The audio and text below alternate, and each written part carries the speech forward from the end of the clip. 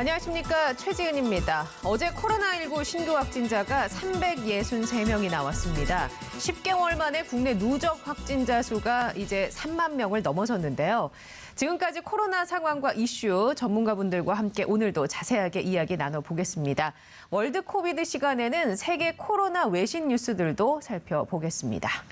TBS 특보 코로나19 오늘도 현재까지 들어온 속보 중심으로 살펴봅니다. 시민의 방송 TBS는 평일 오전 10시 50분부터 11시 30분까지 TV와 유튜브를 통해 생방송으로 진행하고 있습니다. 먼저 오늘 0시 기준으로 발표된 코로나19 상황 자세하게 살펴봅니다. 류미리 보도본부 기자와 함께하죠. 안녕하세요. 네, 안녕하세요. 네, 오늘 확진자는 총 363명. 보니까 국내 지역 발생이 320명, 해외 유입이 43명으로 나왔군요. 네, 그렇습니다. 사실상 해외 유입을 제외하면은 어제 이제 293, 그리고 오늘은 이제 320, 앞자리가 3으로 바뀌었습니다. 네. 그러니까 8월 29일 지난 이제 8.15 광복절 집회 이후에 수치가 굉장히 늘었다가 다시 좀 줄어들었는데 최근 들어서 다시 이제 늘어나고 있지 않습니까? 8월 29일 이후에 이제 가장 많은 확진자라고 볼 수 있고 첫 300명대라고 볼 수 있겠는데요. 집회 이후에 최다 수치라고 볼 수 있지만 그동안 잠재돼 있던 바이러스가 이제 다시 수면 위로 올라온 거다라는 분석이 있고 이렇게 점점 가게 된다면 앞으로 400명까지도 나올 수 있는 가능성이 있다라고 네. 지금 방역 당국은 보고 있습니다. 네, 정은경 청장님도 앞으로 400에서 600명이 나올 가능성도 있다라고 네, 얘기를 맞습니다. 했었잖아요. 현실화되는 건 아닌가 걱정입니다. 이런 상황이다 보니까 매일 백신 얘기를 빼놓을 수가 없습니다. 방역 모범국이라는 얘기를 우리가 듣고 있잖아요. 네. 그래서 그런지 제약회사들이 서로 우리나라에게 우선적으로 백신을 공급하겠다. 이런 얘기를 하고 있는데 현재 물량이 어느 정도 확보가 됐습니까? 일단 결론적으로 말씀을 드리면 정부가 이제 확보한 물량은 3천만 명이 맞을 수 있는 백신의 양이다라고 이제 알려져 있습니다. 우리 정부가 지난 6월부터 많은 제약사들이랑 계속 접촉을 해서 물량 확보를 위해서 노력을 해왔는데 매주 이렇게 접촉을 해왔다고 합니다. 기존의 목표는 원래 2천만 명분이었는데 잘 풀렸나 봅니다. 제약사들이랑 상황이. 그래서 목표보다 훨씬 더 많은 3천만 명분을 예. 확보해서 이게 사실상 이제 국민의 60%가 맞을 수 있는 분량이다라고 지금 볼 수 있겠습니다. 이게 현실화되기까지는 아직은 시간이 좀 남아 있으니까 네. 잘 진행되는지 우리가 꼼꼼하게 체크를 해봐야 할 것 같습니다. 그러면은 이 가을부터 접종하는 게 정부의 목표인데 지장은 없는 걸로 보입니까? 그렇죠. 뭐 지금 많은 제약사들이 러브콜을 보내고 있기 때문에 우리는 어디서 백신을 받으면 좀 좋을까 이렇게 좀 지켜보다가 확실하게 안정성이 확보된 곳을 네. 선택하는 것도 바람직할 텐데요. 일단 현재 확보된 물량을 봤을 때 5개 이상의 제약사의 제품으로 구성이 돼 있습니다. 여러 가지 안정성이라든지 뭐 다양한 기준으로 봤을 때 여러 루트를 열어놓는 것이 우리로서는 일단 유리하다라는 판단인데요. 네.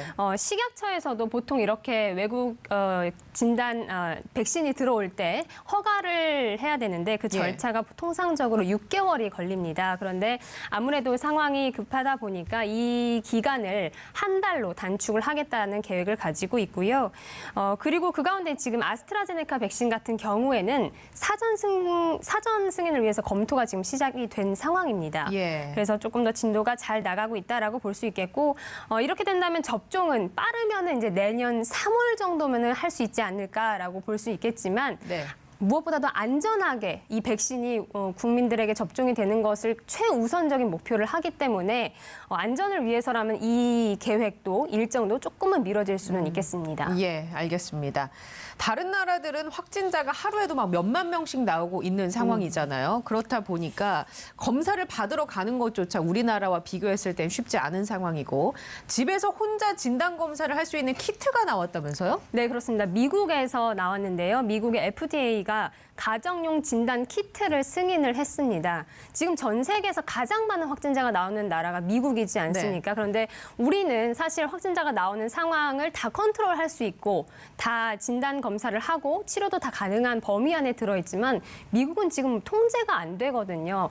아픈 사람조차도 확진 받은 사람조차도 치료가 안 되고 있고 그렇기 때문에 뭐 검사라든지 예방까지 손쓸 수 있는 여력이 없어서 아무래도 이런 부분들이 조금 더 진도가 빨리 나가지 않았나라고 생각이 드는데요. 네. 자가 테스트를 할 수 있는 진단 키트로서는 사실상 뭐 최초다라고 볼 수는 있겠습니다. 예. 어떻게 되냐라고 이제 이거 또 이제 어떻게 해야 돼요? 검사하려면? 이게 보통 우리가 검사를 하러 갈 때는 의료진이 그 면봉을 네. 이렇게 깊숙이 코에 찌르지 않습니까? 예. 이거를 직접 해야 됩니다. 아, 그렇군요. 그러니까 이게 제가 받아봤을 때 느낌은 거의 한 이마 정도까지 찌르는 느낌이 들거든요. 이거를 남이 해줄 때도 굉장히 힘든데 직접 네. 한다는 게 저는 이게 굉장히 가능할까 싶기도 하네요. 고통스러울 것 같긴 한데 네. 아무튼 그거와 별개로 이제 집에서 간단하게 할 수 있고 또 검사 결과가 30분 안에 나오기 때문에 네. 일단 사실상 모든 사람들이 증상이 있어서 의료기관을 방문하기 전에 한 단계 조금 필터링할 수 있는 장치가 생겼다라고 보면 되겠고요. 정확도는 어떨까요? 정확도에 대해서 아직 그 결과가 지금 나오진 않았는데 네. 그 진단 키트가 사실상 어느 정도 이렇게 승인이 났다라는 기준을 통과했기 때문에 예. 그것에 대해서는 크게 걱정할 수준은 아니다라고 이제 판단을 할 수 있겠고요. 간단하게 좀 면봉이라든지 진단 키트에 이렇게 넣어서 직접 확인해 볼 수 있기 때문에 아무래도 미국에서는 조금 많이 관심을 받지 않을까라는 생각이 듭니다. 네, 미국은 또 다음 주에 추수감사절이 있잖아요. 가족이나 이웃 간의 접촉이 더 많아질 수 있는 시기인데 그를 우려해서 미국에서는 그 시즌에는 이동을 좀 자제하라라는 권고가 내려졌다면서요. 그렇습니다. 사실 우리도 추석 때 가족 간의 이제 방문을 네. 좀 하지 말자라는 분위기가 있었는데 미국도 지금 마찬가지입니다. 미국 CDC에서 이제 추수감사절에 여행을 자제하자라는 이제 권고를 내렸는데 말이 여행이지 사실상 이제 남의 집 혹은 뭐 가족이라고 해도 따로 산다고 하면은 이제 방문하게 되는 그 경로 자체가 여행으로 볼 수 있기 때문에 가족끼리 만남도 좀 자제해달라라는 메시지로 읽을 수 있겠습니다. 지금 미국이 일주일간 100만 명의 넘는 환자가 발생을 하고 있고 네네. 그리고 또 감염의 40%가 무증상이다 보니까 접촉이 많아질수록 위험성이 더 높아진다라는 판단으로 이렇게 권고를 내린 건데요. 집에서 아무래도 보내는 것이 가장 안전하다. 그리고 집에서 만약에 보낸다고 하더라도 보통 미국은 집 앞에 이제 마당도 있는 예. 경우들이 많습니다. 그렇기 때문에 가족끼리 만약에 접촉을 한다라고 하면 그렇게 마당 같은 야외 공간에서 거리를 좀 두고 실내가 아니라. 그렇죠. 마스크를 좀 쓰고 손 소독제도 쓰고 이렇게 하는 것을 권고를 했는데 글쎄요 좀 날이 점점 추워지고 있는데 가족끼리 다 이렇게 밖에서 만날 수 있는 그 가능할지. 가능성이 조금 예. 실효성은 떨어질 수 있다라고 보는데요. 어쨌든 이렇게 권고를 내리고 있고 미국도 통제를 어느 정도 좀 하려는 분위기는 있다라고 보면 되겠습니다. 그 통제를 하려고 하는 분위기에 우리 국민들, 미국 시민들도 마찬가지고 좀 잘 따라가야 하는 부분이 분명히 그렇죠. 있으니까요. 중요합니다. 예. 자, 오늘은 여기까지 듣겠습니다. 류 기자 수고하셨습니다. 맞습니다.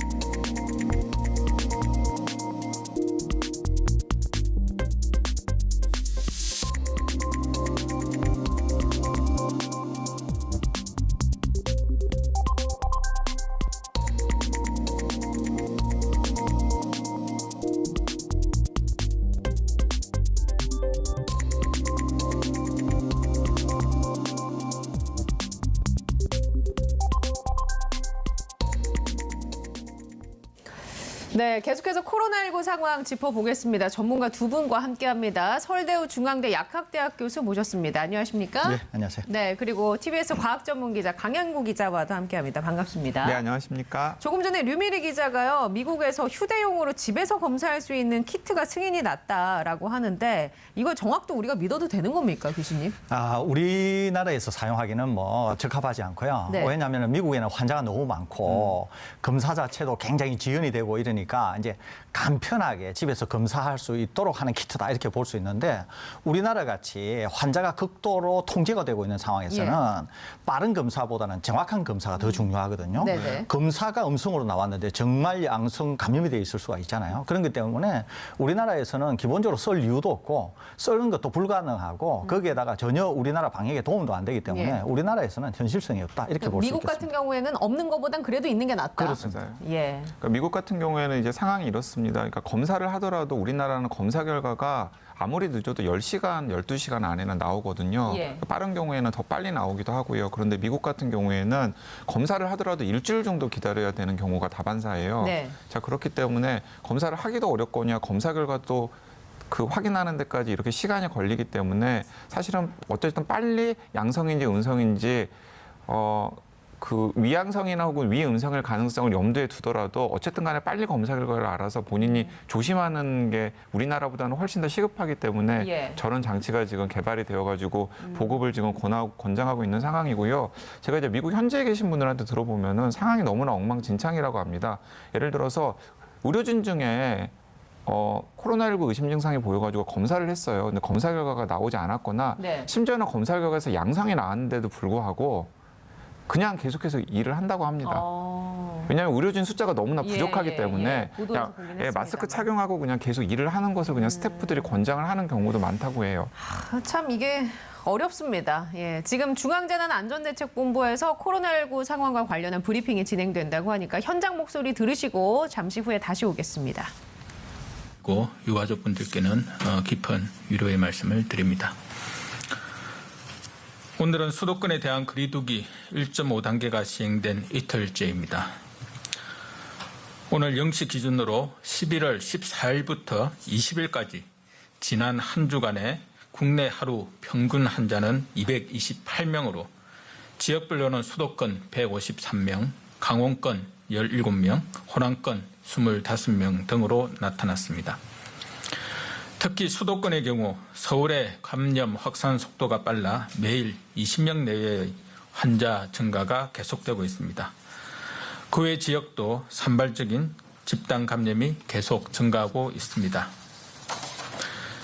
수도권의 경우 지역사회 유행이 본격화되며 대규모 유행으로 진행되는 양상이 점점 분명해지고 있고 지난 2, 3월과 8월에 이어 세 번째 유행이 진행되고 있다고 판단합니다.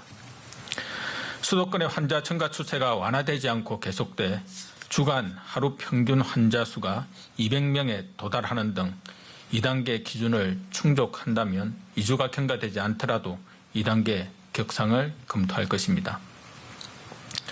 국민들의 일상과 생업에 심대한 영향을 미칠 2단계로의 격상 없이 현재의 사항을 반전시킬 수 있도록 국민 여러분의 협조를 당부드립니다. 특히 수능이 2주째 남지 않았습니다. 정부는 거리두기 상향과 함께 어제부터 수능 특별 방역 기간을 설정하고 학원, 스터디 카페, 노래방 등의 방역을 강화하였습니다. 올 한 해 어려운 여건 가운데 학업에 매진해온 우리 학생들의 노고가 결실을 맺을 수 있도록 어른들이 더욱 노력해야 할 때입니다. 각별한 노력을 당부드립니다. 환자 병상과 생활치료센터 등 의료 대응 상황에 대해 말씀드리겠습니다. 환자 수가 최근 크게 증가하며 위중증 환자도 오늘 84명으로 차츰 늘어나고 있습니다. 즉시 환자가 입원할 수 있는 중환자 병상은 11월 19일 기준 총 112개로 현재는 중환자 치료의 여력이 있는 상황이나 중환자가 계속 증가할 것이기에 긴장감을 가지고 대응하고 있습니다. 중환자 병상을 지속 확충하고 있고 국가 지정 입원 치료 병상 가운데 중환자 치료가 가능한 병상을 전담 치료 병상으로 지정하여 연말까지 전담 치료 병상을 총 200여 병상까지 확보할 예정입니다. 또한 중증 환자 긴급 치료 병상 확충 사업을 통해 23개 의료기관에 총 1,054억 원을 지원하여 내년 1분기까지는 146병상, 내년 상반기까지는 231병상을 추가 확보하는 등 총 415병상을 추가로 확충하여 코로나19 중환자 치료 병상을 총 600여 병상까지 지속 확보할 예정입니다. 아울러 11월 16일부터 재원 적정성 평가위원회를 운영하여 중환자의 증상이 호전되면 중등도 이하 병상으로 전원하여 확보된 중환자 병상의 순환을 활성화하고 자원을 효율적으로 관리하고 있습니다.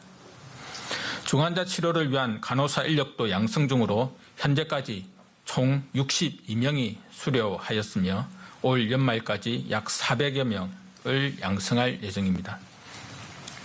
감염병 전담병원과 생활치료센터의 가동률도 각각 41.2%, 34.2%로 경증과 중등증 환자에 대한 대응도 아직까지 큰 문제 없이 이루어지고 있습니다.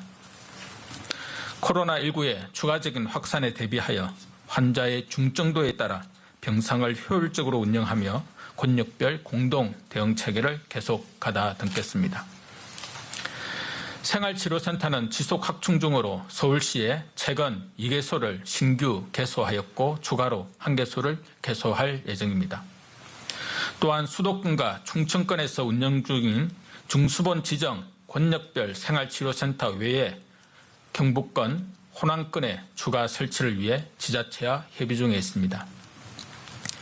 코로나19 환자에 대해 최선의 치료를 제공하도록 의료 역량을 지속 확충할 수 있도록 하겠습니다. 지자체별 거리두기 단계 조정 가이드라인에 대해 말씀드리겠습니다. 최근 환자 증가에 따라 자체적으로 단계를 격상하는 지자체도 늘고 있습니다. 단계 격상은 방역에는 효과적이나 서민 경제에 피해를 미칠 수 있는 만큼 지역의 유행 위험도를 합리적으로 고려하여야 합니다. 이를 위해 지자체의 단계 조정에 대한 가이드라인을 마련하여 지자체가 거리두기 단계 조정을 결정할 때 이를 참고하도록 조치할 계획입니다. 주요한 지표로 인구 규모에 따른 주간 환자 수와 집단 감염 발생 양상 두 가지를 제시하였습니다. 지자체의 인구수가 작을수록 소규모 집단 감염에도 인구 비례를 기준으로 한 환자 수가 크게 증감하기에 인구 10만 명 이하인 지역은 1주간 총 환자 수가 최소 15명 이상일 때 1.5단계로의 상향을 검토하도록 하였습니다. 그 외 지역은 주간 하루 평균 환자 수가 인구 10만 명당 1명 이상일 경우 1.5단계 격상을 검토하도록 안내하였습니다. 이와 함께 집단 감염이 특정 시설 한두 곳에 한정되어 발생하는지 여러 집단에서 동시다발적으로 나타나는지도 중요한 판단 지표로 볼 수 있도록 하였습니다. 다만 제시된 기준을 참고하되 시도에서 주민의 생활권 등 지역 특성을 고려하여 단계 조정을 결정할 수 있도록 하였습니다. 단계 조정 절차는 네, 지금까지 중앙재난안전대책본부의 코로나19 관련 브리핑 함께 보셨습니다. 오늘 확진자가 363명이 나왔습니다. 사흘째 300명대를 훌쩍 넘고 있는데 이 추세에 대해서 어떻게 보시는지 전문가 두 분께 여쭤보겠습니다. 서울대 교수님, 사망자는 이제 500명이 넘었고요. 예. 현재 총 확진자는 3만 명이 넘었습니다.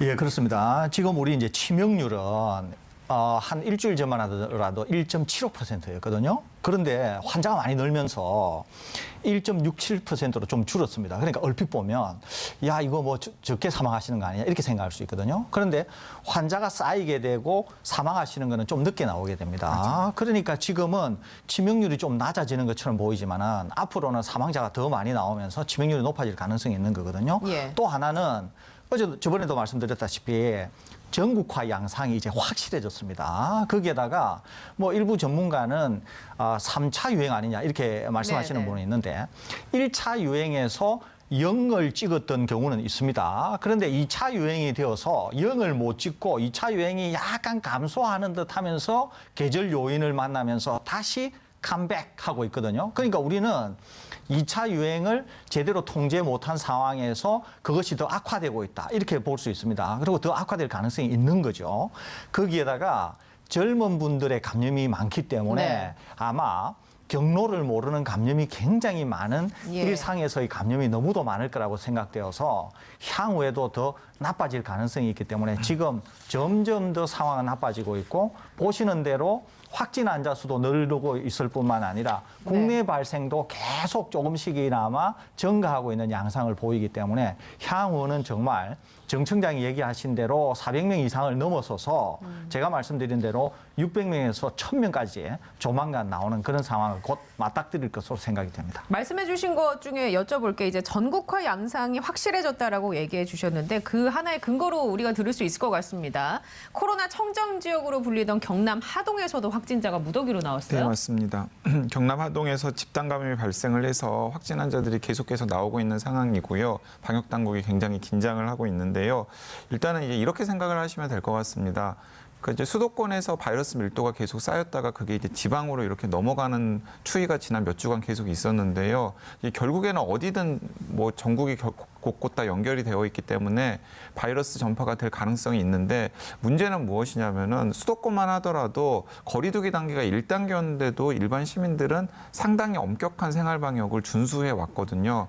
그런데 이렇게 하동과 같이 청정 지역으로 분류가 되었던 곳은 상당히 오랫동안 방역 지침에 대해서 굉장히 느슨하게 접근을 해오는 경우가 많았습니다. 네. 이제 그 상황에서 바이러스 감염자가 한 명이라도 들어가게 되면은 수도권의 한 명과는 다르게 굉장히 많은 집단 전파로 증폭이 될 수 있는 가능성이 있는데 예. 지금 하동에서 딱 그런 사례가 나타난 것 같고요. 하동뿐만 아니라 예를 들어서 강원도 원주 같은 경우도 비슷한 사례라는 생각이 들고요. 그리고 또 순천도 비슷한 사례고 그리고 광주는 한 차례 고생을 하긴 했었습니다만 다시 지금 또 확진 환자들이 늘어나는 추이가 나타나고 있지 네. 않습니까? 이제 광주도 사실은 비슷한 상황이라는 생각이 듭니다.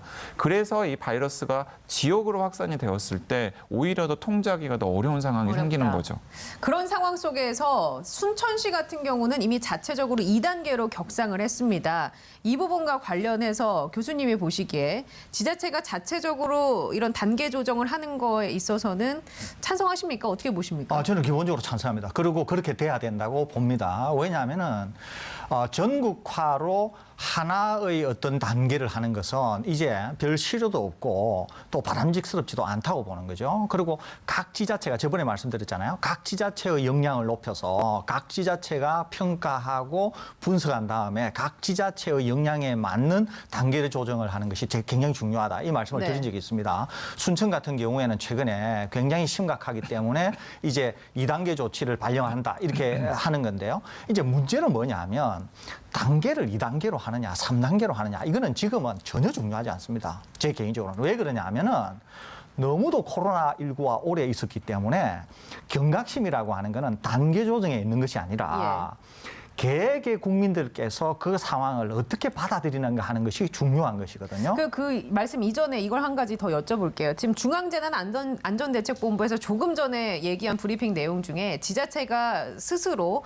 판단해서 단계 조정을 할 경우에는 여러 가지를 합리적으로 고려해야 하는 판단을 내려야 하는데 그래서 지침을 중앙정부 차원에서 마련을 해서 인구수나 집단 감염 발생 양상을 고려해서 판단을 해라 이런 지침을 내린 것 같거든요. 그것은 뭐냐면은 예. 가이드라인을 일단 중앙정부 또는 중앙방역대책본부에서 주겠다는 거예요. 네. 그러니까 인구 10만 명당 한 명이 나오게 될 경우에는 이제 그런 거를 고려하라는 거죠. 그러니까 전체적으로 단계를 조정할 때 이런 가이드라인을 준수하기는 하지만 중요한 것은 지자체에서 가이드라인을 준수하되 판단을 하라는 것이거든요. 네. 그러니까 그것은 서로 합리적이라고 볼 수 있습니다. 예. 그렇지만은 그럼에도 불구하고 의료 체계가 어떻게 되는지, 지금 부담은 있는지, 나오는 환자 발생은 어떠는지, 급격한지 안 한지, 규모는 어떠는지 여러 가지를 따질 수 있다는 거죠. 그렇기 때문에 지자체가 그런 종합적인 판단을 해서 내린다고 하는 것은 대단히 중요하다는 생각이 들고요. 또 더 중요한 것은 뭐냐면 지자체가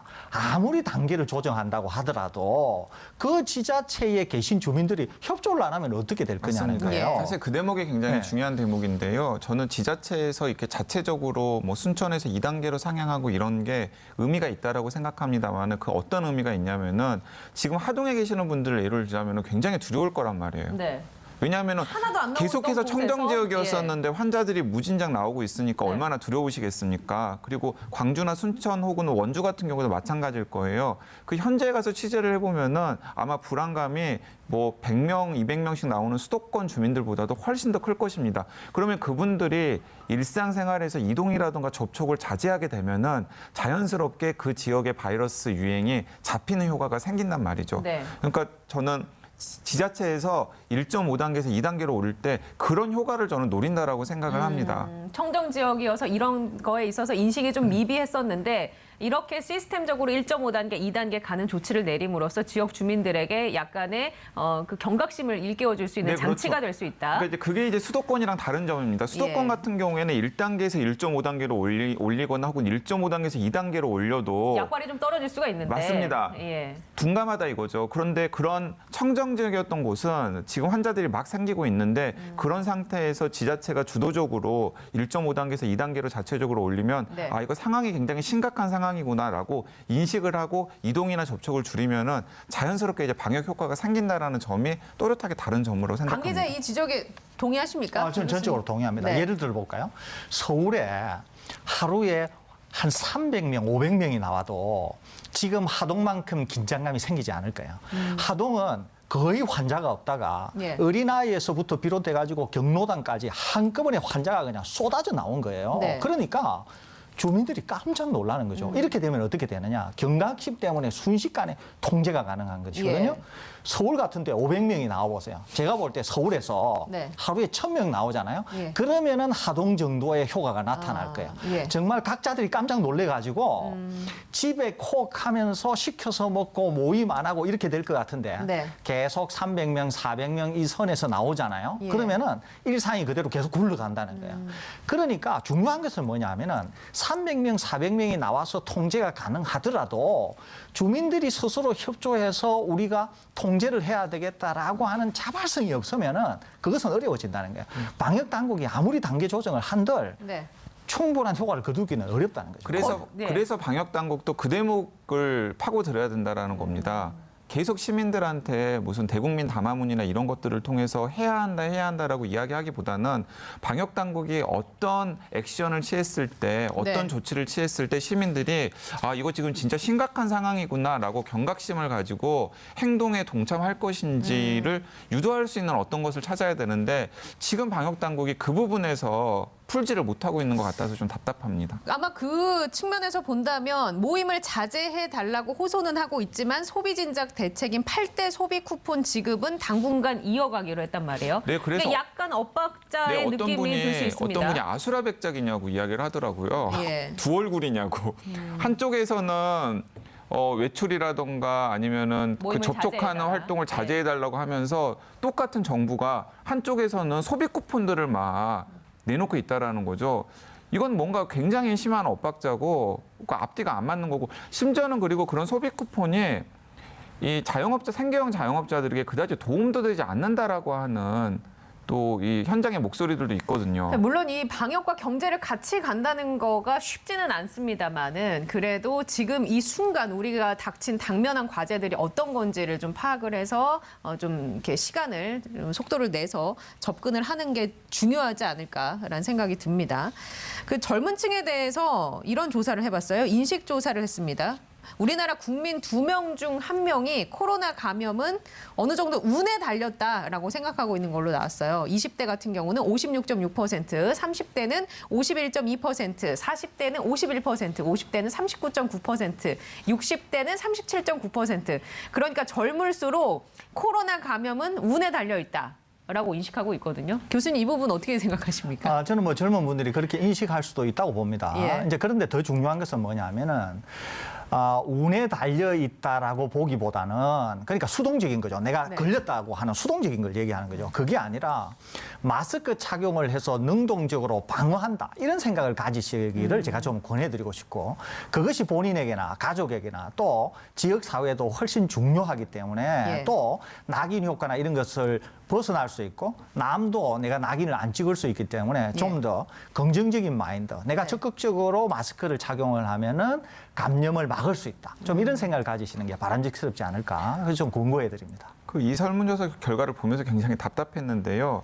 그러니까 이렇게 운에 달려 있다라고 생각하게 된 상황 자체가 방역이 잘 되어 있기 때문입니다. 네, 방역이 잘 되어 있고 그리고 예. 많은 시민들이 마스크를 착용하고 손 씻기를 하는 등의 생활 방역을 잘 하고 있기 때문에 드문드문 환자들이 발생하고 있기 때문에 아 이건 어쩌면 뽑기처럼 운에 달려 있는 것이다라고 생각을 하는 것인데 예를 들어서 우리나라 방역이 엉망진창이 되고 그리고 유럽이나 미국 시민들처럼 우리 우리나라 몇만 명씩 시민들이 나오고. 네, 마스크 착용 안 하고 손 잘 안 씻고 그래서 몇만 명씩 환자들이 발생을 하면은 운에 달려 있다라고 말할 수 없는 상황이 되거든요. 네. 자, 그렇기 때문에 저는 설 교수님 말씀하시는 것처럼 운이 아니라 우리가 지금까지 마스크 착용 잘하고 손 씻기 잘해서 그러면 80% 정도로 감염 가능성이 차단이 되거든요. 예. 이런 일들을 해왔기 때문에 진짜 운이 나쁜 어떤 사람들만 감염이 된다라고 좀 인식의 전환을 하셨으면 좋겠다는 생각이 네. 듭니다.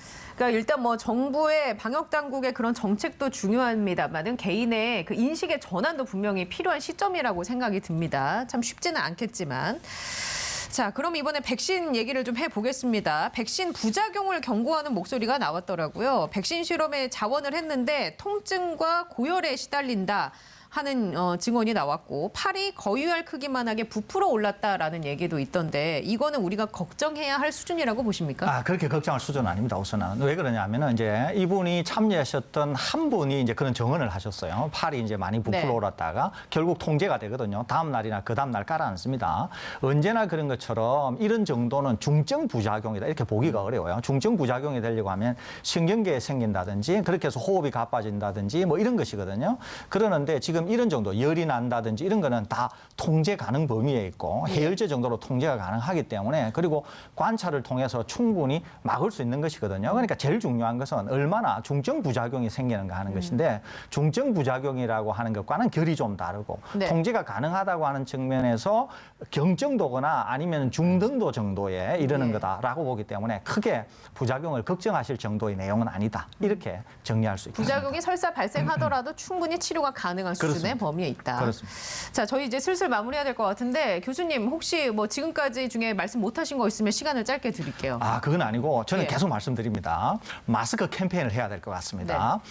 경제와 방역을 아우를 수 있는 유일한 수단은 마스크다. 모든 사람들이 마스크를 써야만이 단계 조정에 관계없이 정상적인 국가 운영이 가능하다. 그렇기 때문에 이 점을 제가 다시 한번 말씀드리고 싶습니다.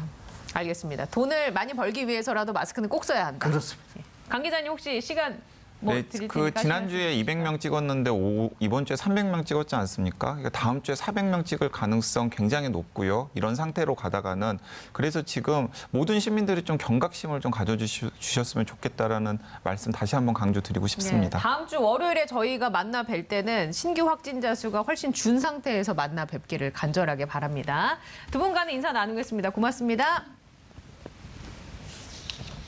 네, 여러분은 지금 생방송으로 진행되는 TBS 특보 코로나19와 함께하고 계십니다.